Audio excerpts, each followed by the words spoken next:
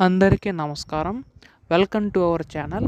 So, మనకి ఇక్కడ ముఖ్యంగా ఏంటంటే, ఈ యొక్క పెన్షన్ సంబంధించి నిధులు కేటాయించడంపై అయితే రాష్ట్ర ప్రభుత్వం శుభవార్త అయితే చెప్పిందనమాట. మనకి ఈ యొక్క తెలంగాణ పెన్షన్దారులందరికీ కూడాని.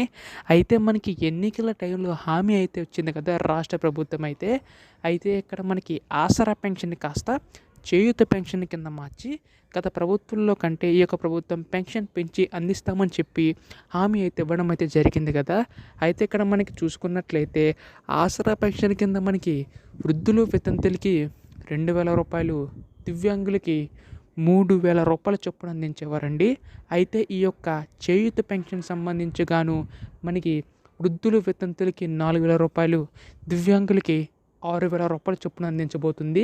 దీని వలన ప్రతి ఒక్క పెన్షన్దారికి అయితే లబ్ధి చేకూరుతుందని చెప్పి రాష్ట్ర ప్రభుత్వం భావిస్తున్నట్లుగా తెలుస్తుంది. అయితే ఇక్కడ మనకు చూసుకున్నట్లయితే ఈ యొక్క పెన్షన్ నిధులు విడుదలపై అయితే కూడా రాష్ట్ర ప్రభుత్వం అయితే ఆలోచిస్తుందండి. సో, దీనికి సంబంధించి నిధులు ఎప్పుడు విడుదల చేస్తారో ప్రతిదీ కూడా ఈ వీడియోలో మొత్తంగా తెలుసుకుందామండి.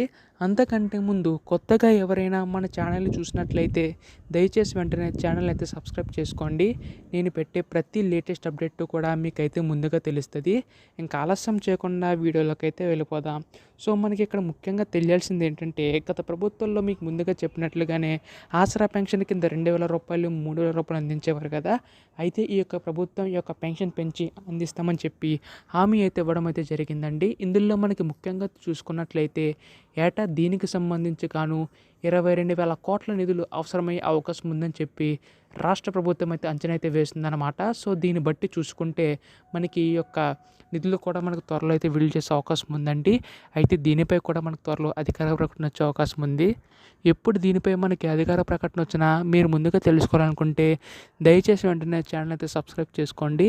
ధన్యవాదములు. జై హింద్.